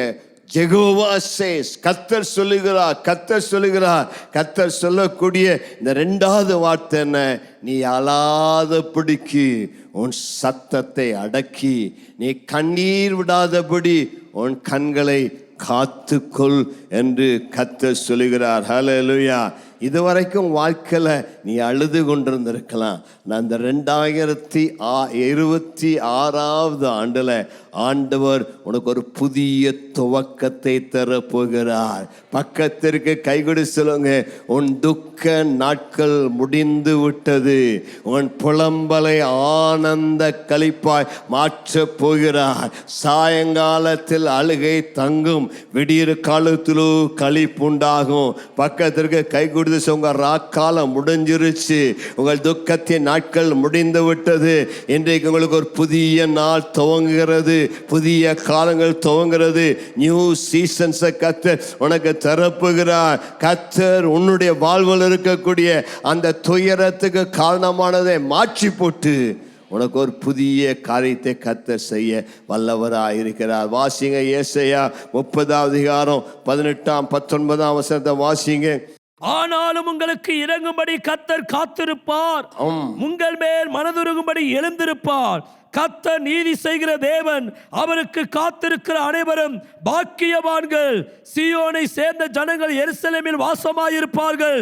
இனி நீ அழுது கொண்டிராய், நீ அழுது கொண்டிராய். உன் கூப்பிடுதலின் சத்தத்துக்கு அவர் உருக்கமாய் இறங்கி அதை கேட்ட உடனே உனக்கு மறு உத்தரவு அருளுவார். கேட்ட உடனே உனக்கு மறு உத்தரவு அருளி செய்வார். எத்தனை பேர் இந்த வாக்குத்தத்தத்தை விசுவாசிகள் எல்லாம் கை அசைத்து ஒரு ஆமென் சொல்லலாமா? இதுவரைக்கும் நீ சொல்லலாம், நான் அழுதேன், நான் ஜெபம் என் ஜெபத்துக்கு பதில் கேட்கலன்னு சொல்லி. ஆனால் இந்த 2026 ஆண்டு உனக்கு சொல்லுகிறார், உன் கூப்பிடுதலின் சத்தத்திற்கு அவர் உருக்கமாய் இறங்கி அதை கேட்ட உடனே, எல்லாம் சொல்லுங்க, அதை கேட்ட உடனே சொல்லுங்க, உன் கண்ணீரை பார்த்த உடனே, உன்னுடைய அழுகின் சத்தத்தை கேட்ட உடனே, உடனே பக்கத்தில் சொல்லுங்க, உடனே இந்த வருஷத்தில் உடனுக்குடன் பதில் தருவார். நீ போன வருஷம்லாம் அழுது கொண்டு எனக்கு பதிலே வரலன்னு சொல்லியிருக்கலாம். ஆனா இந்த ஆண்டுல உன்னுடைய அழுகுரலை கேட்ட உடனே, உன் கூக்குரலை கேட்ட உடனே, உன்னுடைய கூப்பிடுற சத்தத்துக்கு அவர் மனதுருக்கத்தோடு இறங்குவார். Is a God of compassion. அவர் மனதுருக்கத்தின் தேவன். உன் கண்ணில் ஒரு சொட்டு கண்ணீர் வருகிறத பார்த்துட்டா போதும், உடனே உன் மேல பட்சமாய் இறங்குவார். ஏமா அழுகிற, எப்பா அழுகிற, நான் கண்ணீரை துடைக்கிற தேவன் என்று சொல்லி உங்களை ஆறுதல் படுத்துகிற தேவன். 2025 ஒருவேளை உங்கள் குடும்பத்தில் சில இழப்புகள் ஏற்பட்டிருக்கலாம், சிலர் மரித்திருக்கலாம், உடைய அன்புக்குரியவை நீங்கள் இழந்திருக்கலாம். ஒருவேளை உங்கள் கணவன் அல்லது உங்கள் மனைவி அல்லது உங்கள் பிள்ளைகள் அல்லது உங்கள் சகோதர சகோதரிகள் யாராவது மரித்திருந்திருக்கலாம். அது உங்களுடைய உள்ளத்தில் ஒரு துக்கமாக ஒரு காயமாக இருக்கலாம். நான் ஆண்டவர் சொல்லுகிறார், நான் உன் சஞ்சலத்தை மாற்றுவேன், உன் துயரத்தை மாற்றுவேன். பெருங்காற்றினால் அடிபட்டவளே, அலைகளினாலே சிறுமைப்பட்டவளே, தேற்றவற்றவளே, இதோ நான் உன் கல்லுகளை பிரகாசிக்கும்படி வைத்து நீல ரத்தனங்களை உன் அஸ்திபாரமாக்குவேன். மலைகள் விலகினாலும் பர்வதங்கள் நிலை பெயர்ந்தாலும் என் கிருபை உன்னை விட்டு விலகாது, என் சமாதானத்தின் உடன்படிக்கை உன்னை விட்டு நிலை பெயராது. நான் மேல மனதுருகிறேன். உன் வாழ்க்கையில சில மலைகள் விலகி இருக்கலாம், சில பர்வதங்கள் நிலை பெயர்ந்திருக்கலாம். என்னன்னா இவ்வளவு நம்மனே மலையை போல அவரை போயிட்டாரே சொல்லலாம். ஆனால் இன்றைக்கு கர்த்தர் சொல்லுகிறார், இந்த 2026 அவரே உனக்கு பர்வதம் போல இருப்பார். அவர் உன் கரத்தை பிடித்துனை வழி நடத்துவார். உன்னுடைய தகப்பன் ஸ்தானத்தில், தாயின் ஸ்தானத்தில், கணவன் ஸ்தானத்தில் அவர் உனக்கு துணை நின்று அவர் உனக்கு உதவி செய்வார். தேவன் நமக்கு பலனும் அடைக்கலமும் ஆபத்து காலத்தில் அனுகூலமான துணையுமானவர். ஆகையால் பர்வதங்கள் நிலை பெயர்ந்தாலும் மலைகள் நடு சமூகத்தில் சாய்ந்து அமிழ்ந்து போனால் இதிலே நான் நம்பிக்கையாக இருப்பேன். ஒரு நதி உண்டு, அது நீர்க்கால்கள் தேவனுடைய நகரத்தின் உன்னதமான வாசமனும் பரிசுத்த ஸ்தலத்தின் சந்தோஷிப்பிக்கும். தேவன் அதன் நடுவில் இருக்கிறார். ஆகையால் அது அசையாது. அதிகாலையிலே தேவன் அதற்கு சகாயம் பண்ணுவார். நல்ல கையை உயர்த்தி ஆண்டுக்கு நன்றி சொல்லுங்க. உங்க நடுவில் தேவன் இருக்கிறபடினால அதிகாலையிலே தேவன் உனக்கு சகாயம் பண்ணுவார். நான் உங்களுக்கு சொன்னது போல இந்த வருஷம் உங்களுக்கு ஒரு நியூ பிகினிங், புதிய துவக்கம். பக்கத்திற்கு கை கொடி சொல்லுங்க, உங்களுக்கு இந்த வருஷத்தில் ஒரு புதிய துவக்கத்தை தரப்போகிறார். பழையவைகள் ஒளிந்து போயின, எல்லாம் புதிதாயின.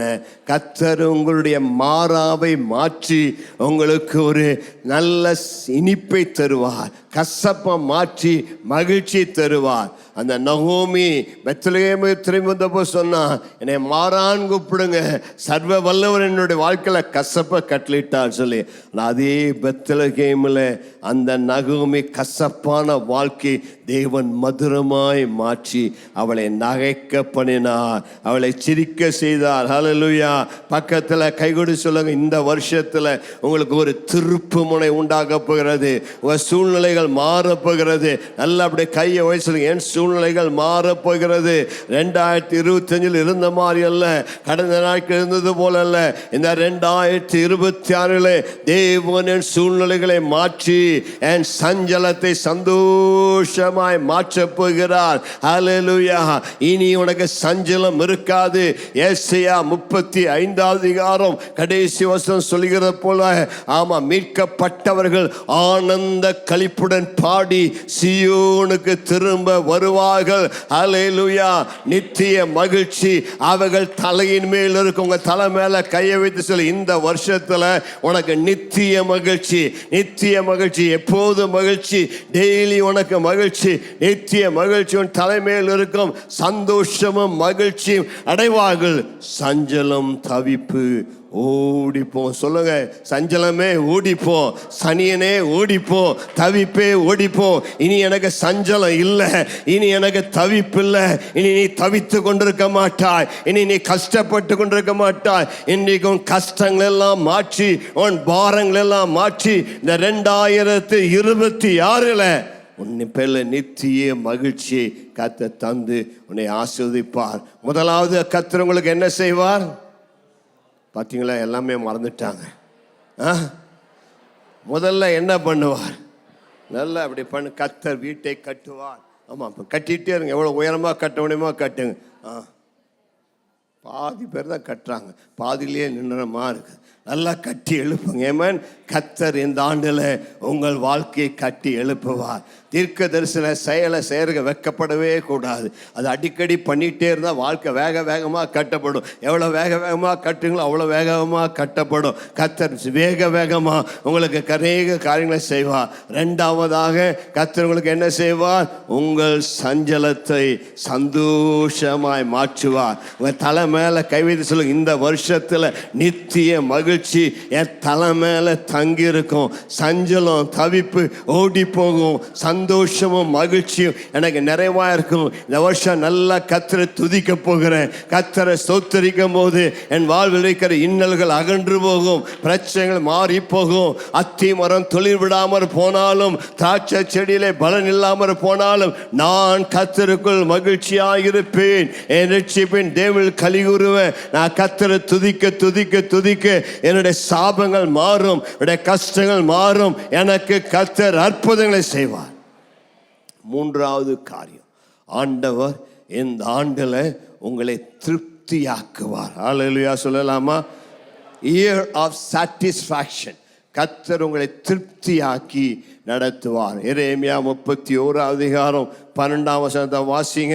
அவர்கள் வந்து சீயோனில் உச்சியிலே கெம்பீரித்து கர்த்தர் அருளும் கோதுமை, திராட்சரசம், எண்ணெய், ஆட்டுக்குட்டிகள், கன்றுக்குட்டிகள் என்பவைகளாகிய இந்த நன்மைகளுக்காக ஓடி வருவார்கள். அவர்களுடைய ஆத்துமா நீர்ப்பாய்ச்சலான தோட்டம் போல் இருக்கும். ஒரு ஆமென் சொல்லலாமா? பக்கத்தில் இந்த வருஷம் நீ சர்ச்சுக்கு நடந்து வர மாட்டாய், நீ பறந்து வருவாய். சொல்லுங்க, எப்படி வருவாய்? நீ ஓடி வர மாட்டாய். சரி, நான் நடந்து வர மாட்டாய், நீ ஓடி வருவாய், பறந்து வருவாய். யாருக்கு தெரியும், நீ சனிக்கிழமையில மெட்ராஸில் இருப்ப, ஆனால் ஞாயிற்று சனிக்கிழமை நைட்டே ஒரு ஃப்ளைட் எடுத்து சர்ச்சுக்கு வர்றதுக்காகவே பறந்து வருவாய். ஞாயிற்றுக்கிழமை காலையில் ஃபர்ஸ்ட் ஃப்ளைட்டை பிடிச்சி பறந்து வருவாய். இது வரைக்கும் சர்ச்சுக்கு நீ வராமல் ஞாயிற்றுக்கிழமை காலையில் கம்பளி இழுத்து போட்டு தூங்கி இருக்கலாம். ஆனால் இந்த வருஷத்தில் கர்த்தர் உனக்கு ஒரு புதிய பலன் தந்து ஞாயிற்றுக்கிழமை காலையில் வந்தோடனே கர்த்தருடைய ஆலயத்துக்கு போவோம் வாருங்கள் என்று சொன்ன பொழுது நான் மன மகிழ்ச்சியாக இருந்தேன். அதிகாலையில் எழுந்து ஓடுவேன், கர்த்தருடைய ஆலயத்துக்கு வருவேன். ஏன்னா கர்த்தருடைய ஆலயத்துக்கு வந்தாதான் உனக்கு கோதுமை கிடைக்கும், உனக்கு அரிசி கிடைக்கும், உனக்கு ஆடு மாடு கிடைக்கும், உனக்கு திராட்சரசம் கிடைக்கும், உனக்கு எண்ணெய் கிடைக்கும். இதெல்லாம் ஆவிக்குரிய அர்த்தங்களாக இருக்கிறது. உனக்கு கோதுமை இல்லைன்னா கோதுமை தருவார், உனக்கு திராட்சரசம் இல்லைன்னா திராட்சரசத்தை தருவார். உன் களஞ்சியத்தில் தானியம் வழிந்தோடும். கையை உயர்த்தி சொல்லுங்க, என்னுடைய களஞ்சியத்தில் தானியம் வழிந்து ஓட போகிறது. என் ஆலையில் திராட்சரசம் எண்ணெய் புரண்டு ஓட போகிறது. இந்த வருஷம் புரண்டு ஓடுகிற ஆறுகளை கர்த்தர் உனக்கு தருவார். புரண்டு ஓடுகிற ஆசீர்வாதங்களை கர்த்தர் உனக்கு தருவார். கர்த்தர் தருகிற நன்மைகளுக்காக ஆலயத்துக்கு ஓடி வருவாய். நல்ல கையை வயசு, இந்த வருஷம் நான் ஓடி வரப்போகிறேன், மெதுவா வரமாட்டேன். ஆமா, நம்ம சர்ச்சில் ஒரு அம்மா இருக்கிறாங்க, ஷீலான்னு ஒரு அம்மா. அந்த அம்மாவுடைய மகன் கொஞ்சம் அவ்வளவு முதிர்ச்சி அடையல, ஆனா கூட ஞாயிற்றுக்கிழமை நான் பார்ப்பேன், காரில் இந்த சர்ச்சுக்கு வரும்போது அவன் பேக்கை தூக்கிட்டு அவங்க அம்மா விட்டுட்டு ஓடி வருவான். அவன் ஓடி வரதை பார்த்தாலே எனக்கு அவ்வளோ சந்தோஷமா இருக்கும். மற்றவங்கெல்லாம் நடந்து வருவாங்க, அவனோ ஓடி வருவான். பக்கத்தில் சொல்லுங்க, இந்த வருஷத்துல நீங்க மெதுவா வராதீங்க, ஓடி வாங்க, நேரத்தோடு வாங்க. 6 மணி 7 மணி சர்வீஸுக்கு 6:30 வாங்க, 6:45 வாங்க. நேரத்தோடு வந்து கர்த்தரை ஆராதிங்க. எல்லா பிரசங்கம் முடிச்ச பிறகு ஆமேன் போடுறதுக்கு வராதீங்க. அப்போ உங்களுக்கு மீதியா இருக்கக்கூடிய அப்ப துணிக்குகள் தான் கிடைக்கும். 5 அப்பத்தில் 2 மீன் 12 கூட நிறைய எடுத்தாங்க, அதுதான் உங்களுக்கு கிடைக்கும். ஆனா 5 அப்பமே உங்களுக்கு கிடைக்கும்னா நீங்க நேரத்தில் வந்தாதான் அது கிடைக்கும். ஒரு ஆமேன் சொல்லலாமா? மீண்டும் இந்த 14ஆம் வசனத்தை வாசிங்க. ஆசாரியர்களின் ஆத்துமாவை கொழுமையானவைகளினால் பூரிப்பாக்குவேன், என் ஜனங்கள் நான் அளிக்கும் நன்மையினால் திருப்தியாவார்கள் என்று கர்த்தர் சொல்லுகிறார். மூன்றாவது கர்த்தர் சொல்லுகிறான் வாக்குத்தத்தம், என் ஜனங்கள் நான் அளிக்கும் நன்மையினால் திருப்தியாவார்கள். ஒரு ஆமென் சொல்லுங்க. இந்த வருஷம் கர்த்தர் உங்களை திருப்தியாக்குற ஆண்டு. ஒரு அல்லேலூயா சொல்லலாமா? எப்படி திருப்தியாக்குவார்? உலகத்தின் காரியத்தினால் அல்ல, நான் அளிக்கும் என் நன்மையினார். தேவன் தரதெல்லாம் ஸ்பெஷல். மனுஷன் தரதை விட ஆண்டவரே தந்தார்னா அதை போல் பெஸ்ட்டு வேறு எதுவுமே இருக்காது. மனுஷன் கொடுத்தா வேர்ஸ்ட்டாக கொடுப்பான். நான் தேவன் கொடுத்தா பக்கத்தில் வேணுங்கிறவங்களுக்கு பெஸ்ட்டாக வேணுமா வேர்ஸ்ட்டாக வேணுமா? ஆமாம். ஆண்டவர் என்னை எங்கேயாவது ஒரு வெளிநாட்டில் ஊழியத்துக்கு அனுப்புனான்னா நானாக போனால் நான் என் காசை செலவு பண்ணுவேன். நிறையா தடவை நான் வெளிநாட்டுக்கு போனால் காசே எடுத்துகிட்டு போக மாட்டேன். என்னுடைய எல்லா தேவையும் அங்கே சந்திப்பார். 5 ஸ்டார் ஹோட்டலில் தங்க வைப்பார். நல்ல சாப்பாட்டை கொடுப்பாரு. காணிக்கு நிறையா கொடுப்பாரு. போகும்போது ஒன்றும் இல்லாமல் போவேன், வரும்போது எல்லா ஆசீர்வாதத்தோடு திரும்பி வருவேன். அதுதான் கர்த்தர் செய்கிற காரியம். ராமேன்னு சொல்ல, நாங்கள் காசு எதிர்பார்த்து போகிறது இல்லை, ஆனால் போகிற இடத்துல கர்த்தர் அனுப்பினால் கர்த்தர் அளவில்லாமல் ஆசீர்வதிப்பார். பக்கத்தில் இருக்க கை கொடுத்து சொல்லுங்க, இந்த ஆண்டு உங்களை திருப்தி ஆக்குவார். சொல்லுங்க, உங்களை திருப்தி ஆக்கி நடத்துவார். திருப்தி ஆக்கினா போதும்னு சொல்கிற அளவுக்கு தந்துகிட்டே இருப்பார். நீ சொல்லுவப்பா, ஐயா ஆண்டவரே, நீ இடம் இல்லை வீட்டில் வைக்கிறதுக்கு, வீடெல்லாம் நிரம்பி கிடக்கிறது, இனி கொடுத்தா இன்னொரு புதிய வீடு தான் கட்டணும் போல இருக்குது, அவ்வளோ நிரம்பி இருக்க. போதும் ஆண்டவரே. கையை உயர்த்தி சொல்லுங்க, மல்கியா 3:8 இடம் கொள்ளாமற் போக மட்டும் உங்கள் மேல் நான் ஆசீர்வாதத்தை வருஷிக்க பண்ணுவேனோ மாட்டேனோ என்று அதனால் என்னை சோதித்து பாருங்க. நீ இந்த வருஷம் கர்த்தருக்கு கொடுக்க மாதந்தோறும் தசமாத்தை கொடுக்க வேண்டும். உனக்கு வரக்கூடிய வருமானத்தில் 10ல் 1 பாகத்தை எடுத்து வைக்க வேண்டும். வரக்கூடிய சம்பளத்தில் முதல் 10ல் 1 பாகத்தை, 10,000 ரூபாய் வந்தனா 1000 ரூபாய் எடுத்து வைக்கணும். 1000 ரூபாய் கர்த்தர் கொடுக்க தான். கேட்டுறாத, கேட்டினா இருக்கிறதும் போயிடும். அப்புறம் வஞ்சிக்கிறவன் வந்துடுவான், அவன் மீதி இருக்கிற எல்லாத்தையும் ஒட்டுக்காவே சேர்த்து சாப்பிட்டு போயிடுவான். அதெல்லாம் உனக்கு பூச்சி சாப்பிடாம இருக்கணும்னா, ஆஸ்பத்திரி பில் உனக்கு சாப்பிடாம இருக்கணும்னா, வண்டி ரிப்பேர் ஆகாம இருக்கணும்னா, டயர் பஞ்சர் ஆகாம இருக்கணும்னா, அடிக்கடி ஊசி போட வேண்டாம இருக்கணும்னா, அடிக்கடி ஆஸ்பத்திரி போக வேண்டாம்னா, சம்பளம் வந்தோன்னு அந்த முதல் பாகத்தை கர்த்தருக்கு எடுத்து வை. சொல்லுங்க, முதல் பங்கு கர்த்தருடைய பங்கு. மீதியெல்லாம் உனக்கு ஆசீர்வாதமா இருக்கும். முதல் பங்கே சபிக்கப்பட்டதாயிடுச்சுன்னா, முதல் பங்கே ஆஸ்பத்திரிக்கு போயிடுச்சுன்னா, மீதியெல்லாம் சாபமா இருக்கும். ஆகவே தான் ஆண்டவர் சொல்றார், ஏப்பா இந்த முதல் அடை எனக்கு கொடு, முதல் பங்கு எனக்கு கொடு, மீதி இருக்கிறத ஆசீர்வதித்து 31ஆம் தேதி கூட உன் வீட்டில் அப்பம் குறையாம எண்ணெய் குறையாம நிறைவா இருக்கத்தக்கதாக நான் ஆசீர்வதிக்க வல்லவர். பஞ்ச காலத்தினை போஷிக்க வல்லவர். நீ என்னை நம்பினாய் அல்லவா, நீ எனக்கு உன்னுடைய முதன்மை கொடுத்தாய் அல்லவா, நான் உன்னை கைவிடவே மாட்டேன். எல்லா கைகளை உயர்த்தி ஒரு ஹல்லேலூயா சொல்லுங்க. இந்த ஆண்டு கர்த்தர் உங்களை திருப்தியாக்குற ஆண்டு. நினைத்தையும் கொழுப்பி உண்டது போல உங்கள் ஆத்மாவை திருப்தி ஆவார். 17ஆம் சங்கீதம் கடைசி வசனம் சொல்லும் போது, நான் விழிக்கும் போது உம்முடைய சாயலால் திருப்தியாவேன். 103ஆவது சங்கீதம் சொல்லும் போது, நன்மையினாலும் கிருபையினால் உன்னை திருப்தி ஆக்கி. ஒரு ஆமென் சொல்லலாமா? பக்கத்துக்கு பாச, இந்த வருஷம் உனக்கு நன்மையை தருவா, இந்த வருஷம் உனக்கு கிருபையை தருவா. நன்மையினாலும் கிருபையினால் உன்னை திருப்தியாக்கி உன்னை முடிசூட்டுவா. இந்த வருஷம் ஏராளமான நன்மைகள் உங்களுக்கு வரப்போகிறது. கையை உயர்த்தி பெற்றுக்கொள்ளுங்க. என்னென்ன நன்மை வேண்டுமோ கையை உயர்த்தி, I receive the goodness of God, I receive the favor of God, I receive the mercy of God. நல்ல கையை அசைத்து சொல்லுங்க, ஆண்டவரே இந்த வருஷம் எனக்கு நன்மையை தாரும். எனக்கு நன்மை தருபவன் யார்? நீர் ஒருவரே எனக்கு நன்மை தருகிறவர். நீ நல்ல தெய்வம், உம்மிடத்தில் நன்மைகள் உண்டு. ஹல்லேலூயா. நீடித்த நாட்களால் நான் உன்னை திருப்தியாக்கி என்பதிலே நான் உங்களுக்கு அநேக காட்ட சொல்லலாம். நேரம் ஓடுகிறது, நான் முடிக்க வேண்டும். கர்த்தருக்கு ஸ்தோத்திரம் உண்டாவதா. நல்ல பக்கத்தில் பசங்க, உங்களுக்கு இந்த வருஷம் நீங்கள் நல்ல திருப்தியாகி நல்லா ஏப்பம் விடுவீங்கன்னு சொல்லுங்கள். ஏப்பம் விடக்கூடாதும்பாங்க, ஆனால் நீங்கள் அவ்வளோ கர்த்தர் உங்களை திருப்தி ஆக்குறதுனால உங்களுக்கு நல்ல ஏப்பம் சத்தமாக இருக்கும் அப்படின்னு. ஏன்னா அவ்வளோ ஓவர்லோட் பண்ணுவார் அவர் உங்களை. ஆமாம், நிரப்பி வழிந்தோட செய்ய வல்லவராய் இருக்கிறார். கர்த்தருக்கு ஸ்தோத்திரம். யோவேல் 2:26 சொல்லுது பாருங்க, நீங்கள் சம்பூர்ணமாய் சாப்பிட்டு திருப்தி அடைந்து உங்களை அதிசயமாய் நடத்தி வந்து உங்கள் தேவனாய் கர்த்தருடைய நாமத்தை துதிப்பீர்கள். என் ஜனங்கள் ஒரு பொழுதும் வெட்கப்பட்டு போவதில்லை என்று சொல்லு என்று சொன்னார். ராமன் சொல்லலாமா? இந்த வருஷ கர்த்தர் வெட்கப்பட விட மாட்டார், உன்னை கைவிட மாட்டார், உன்னை அதிசயமாய் நடத்தி வருவார், உன் தேவையை சந்திப்பார். வீட்டு வாடகை கொடுக்கிறது எப்படி, இந்த பில் கட்டுறது எப்படி, ஆண்டவர் அதிசயமாய் நடத்தி வர வல்லவராக இருக்கிறார். இந்த வருஷம் உனக்கு பற்றாக்குறையே வராது, வழிந்து ஓடுகிற ஆசீர்வாதத்தை தருவார். இந்த ஆண்டு 2026. ஸோ 2026 உங்களுக்கு ஆதியாகமம் 26ஆம் அதிகாரத்தை ஞாபகப்படுத்த விரும்புகிறேன். ஒரு ஆமென் சொல்லலாமா? பக்கத்தில் இந்த வருஷத்தில் ஆதியாம் 26 பிடித்து கொள்ளுன்னு சொல்லுங்க. 2026க்கு 26ஆம் அதிகாரம். ஆமாம், முதலாவது புஸ்தகம் ஆதியாம 26 என்ன சொல்லப்படுகிறது? ஆதியாம 26:12 ஈசாக்கை தேவன் பஞ்ச காலத்தில் ஆசீர்வதித்தார். அவன் 100 மடங்கு விதை விதைத்தான். அவனுடைய காலத்தில் பெலிஸ்தர் சில துறவுகளை அடைத்து போட்டாங்க. மீண்டும் அந்த துறவுகளை சுரக்கும் நீரூற்றுகள் வந்தது. அவன் ஆண்டவர் இப்பொழுது பழுகி பெருக எனக்கு இடம் உண்டாக்கினார், எனக்கு விசாலம் உண்டாக்கினார் என்று சொல்லி பெயர் சபாவில் தேவனோடு ஒரு உடன்படிக்கை செய்து கொண்டான். பக்கத்திற்கு கைகொடு சொல்லுங்க, உங்களுக்கு ரகோபோ துவங்கி விட்டது, உங்களுடைய ஏசேக்கு சித்தனா முடிந்து விட்டது. சொல்லுங்களேன், ஏசேக்கு முடிஞ்சிருச்சையா? சித்தனா முடிஞ்சிருச்சையா?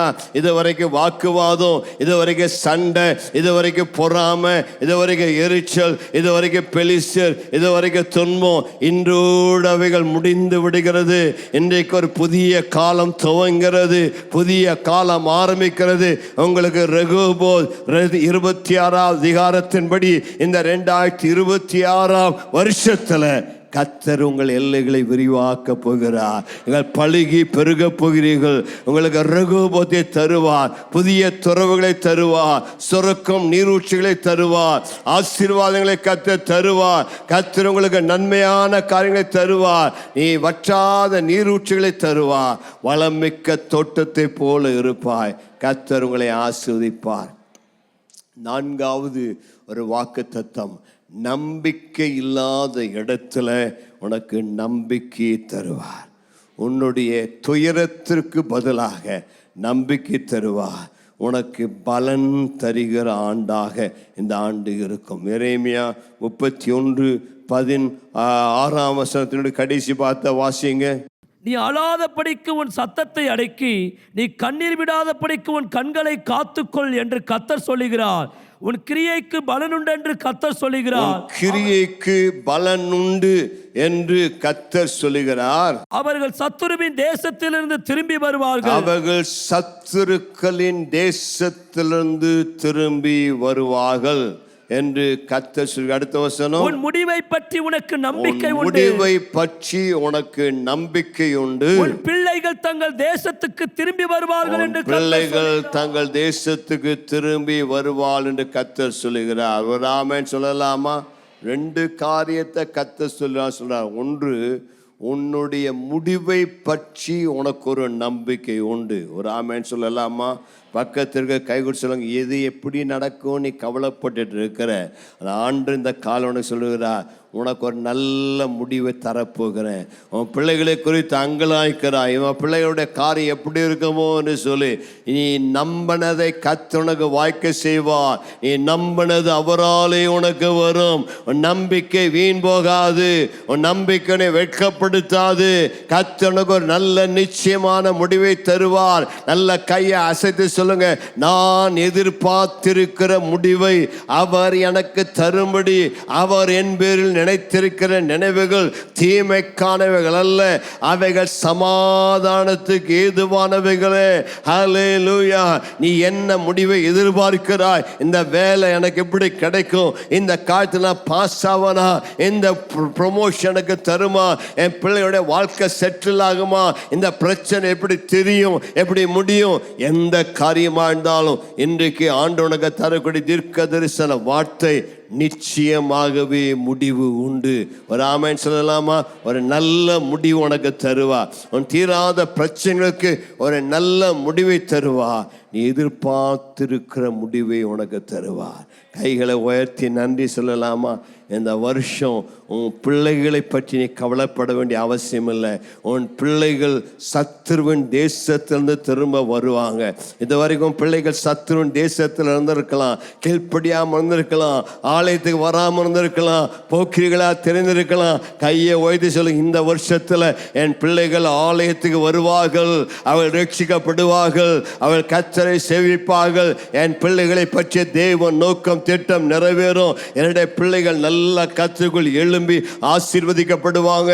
இன்னைக்கு உங்களுக்கு தீர்க்க தரிசனமாய் சொல்லுகிறேன், உங்கள் பிள்ளைகளை கர்த்தர் உயர்ந்த இடங்களை ஏறி இருக்க பண்ணுவார். உங்கள் பிள்ளைகளை கர்த்தர் எழுப்பி அவர்களை சிங்காசனத்தில் வீற்றிருக்க செய்வார். இந்த திருச்சபையிலிருந்து ஒரு ஜெனரேஷனை கர்த்தர் எழுப்ப போகிறார். அவர்கள் யோசுவாவின் சந்ததி, அவள் அற்புதங்களை செய்கிற சந்ததி, அவள் வல்லமை நிறைந்த சந்ததி, கர்த்தருக்காய் எழும்பி பிரகாசிக்கிற சந்ததி, இருளின் நடுவில் கோணலும் மாறுபாடுமான சந்தையின் நடுவில் இந்த சபையில் இருக்கிற யங் பீப்புள், டீனேஜ் பீப்புள் நல்ல கர்த்தருக்காக ஷைனாக போறாங்க. வெறும் ஊழியத்தில் மட்டுமல்ல, அவள் இருக்கிற சோஷியல் ஸ்டேட்டஸில், அவள் செய்கிற வேலை ஸ்தலத்தில், அவள் இருக்கக்கூடியதான ஜாபில், எந்த இடத்துல இருந்தாலும் உலகத்தில் அவர்கள் சுடர்களை விட்டு பிரகாசிக்கிற நட்சத்திரங்களை போல பிரகாசிப்பார்கள் என்று தேவன் சொல்லுகிறார். அவளை கர்த்தர் உயர்த்துவார், அவளை கர்த்தர் வித்தியாசப்படுத்துவார். கர்த்தரை சேவிக்கிறவர்களுக்கு சேவிக்காதவர்களுக்கும் அருமையான பெற்றோர்களே, தாய்மார்களே, உங்களுக்கு நான் சொல்லக்கூடிய ஆலோசனை இதுதான். இந்த வருஷம் உங்கள் பிள்ளைகளை சண்டே ஸ்கூலுக்கு அனுப்புங்க. இந்த வருஷம் உங்கள் பிள்ளைகளை யூத்துக்கு அனுப்புங்க. இந்த வருஷம் உங்கள் பிள்ளைகளை டீன்ஸுக்கு அனுப்புங்க. சர்ச்சுக்கு கொண்டு வந்து உங்கள் பக்கமே உட்கார வச்சு கையில் ஃபோன் கொடுத்து விளையாட வைக்காதீங்க. அது சரியில்லை. உங்கள் பிள்ளைகளை சர்ச்சுக்கு வந்தானா கட்டாயமாக கொண்டு போய் யூத்தில் விடுங்க, டீன்ஸில் விடுங்க. அப்பொழுது உங்கள் பிள்ளைகள் கர்த்தருக்குள் எழும்பி கர்த்தரை சேவிப்பார்கள். கைகளை உயர்த்தி சொல்லுங்க, என் கிரிகளுக்கு பலன் உண்டு. சத்தமா சொல்லுங்களேன், என் கிரிகளுக்கு பலன் உண்டு.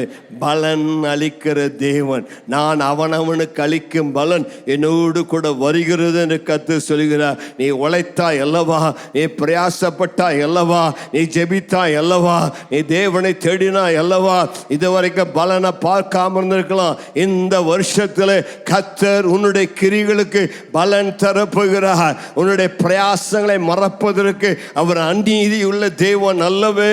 உடைய பிரயாசங்களுக்கு கர்த்தர் நல்ல பலனை தருவார். அவர் God is a God of rewards. Our God is a rewarder. Hallelujah. நம்முடைய தேவன் பலன் தருகிற தேவன். ஆபிரகாம் கேட்டார், ஆண்டவரே உம்மை பின்பற்றினேனே, எனக்கு என்ன தருவீர்? ஆபிரகாமுக்கு சொன்னார், நானே உனக்கு கேடகமும், நானே உனக்கு மகா பெரிய பலனுமா இருக்கிறேன். நல்ல கையை உயர்த்தி சொல்லுங்க, ஆண்டவரே எனக்கு கேடகமா என்னை பாதுகாத்து எனக்கு மகா பெரிய பலனை தருகிறார். பேதுரு கேட்டா, ஆண்டவரே உம்மை பின்பற்றி வந்தேனே, எனக்கு என்ன செய்வீர்? பேதுருக்கு சொன்னார், என்னை பின்பற்றினால 100 மடங்கு இம்மையிலும் மறுமையிலும் உனக்கு ஆசீர்வாதத்தை தருவேன். நீ எனக்காக நிலங்களை விட்ட, வீட்டை விட்ட, வேற எதையாவது விட்டினா 100 மடங்கு உனக்கு ஆசீர்வாதத்தை தருவேன்னு சொல்லுகிறார். ஆகவே தான் சொல்றாரு, உன் கிரிகளுக்கு பலன் உண்டு. உன் கைகளை நெகிழ விடாத, உன் கைகளை தளர விடாத. ஏசியா 35 ஆண்டோடைய தீர்க்கதரிசன வார்த்தை விதமாக தான் வருகிறது.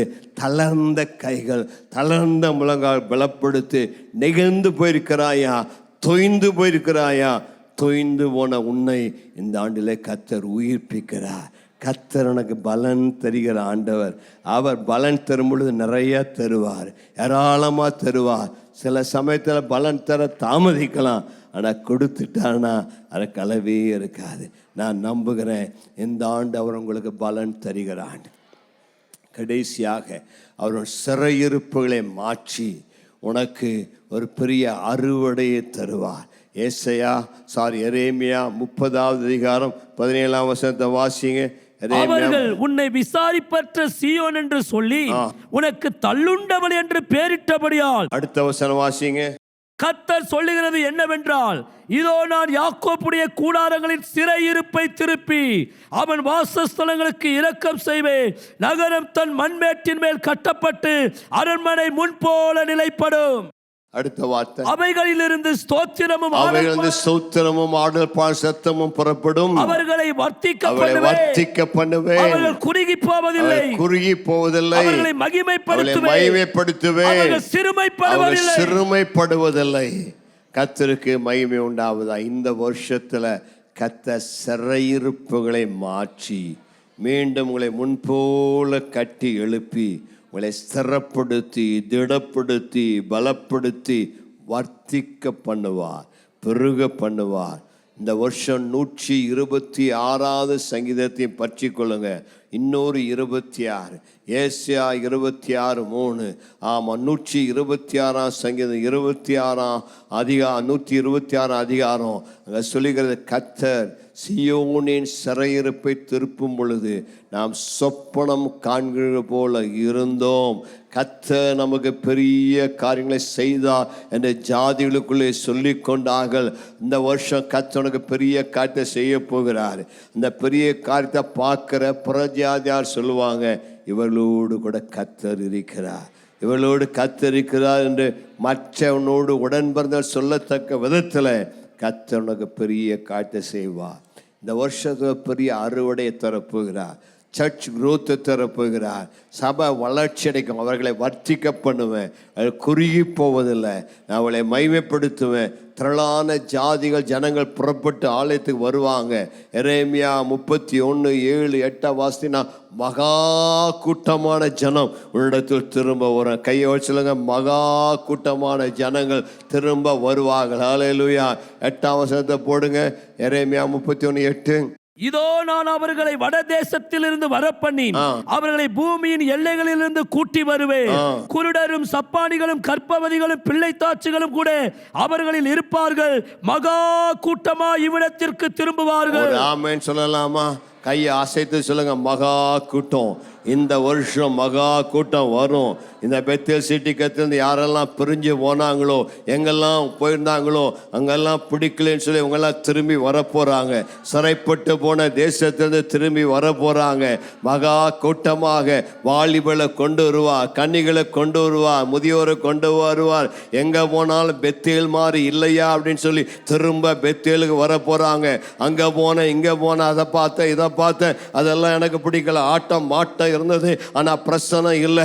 எல்லாம் இருந்தது, ஆனால் ஆண்டவருடைய கிருபை இல்லை. ஆகவே பெத்தேலுக்கு திரும்பவும் வாருங்கள். பக்கத்தில் சொல்லுங்க, பெத்தேலுக்கு திரும்பவும் வாருங்கள். இந்த ஆண்டு பெத்தேலுக்கு ஒரு கூட்டம் திரும்பி வரப்போகிறது. ஆண்கள், பெண்கள், வாலிபர்கள், தூரமாய் போனவங்க, அங்கே பச்சை பசையில் இருக்கிறது போனவங்க எல்லாத்தையும் கர்த்தர் திரும்ப கொண்டு வரப்போகிறார். இந்த ஆண்டு கர்த்தர் எழுப்பலை தரப்போகிறார்.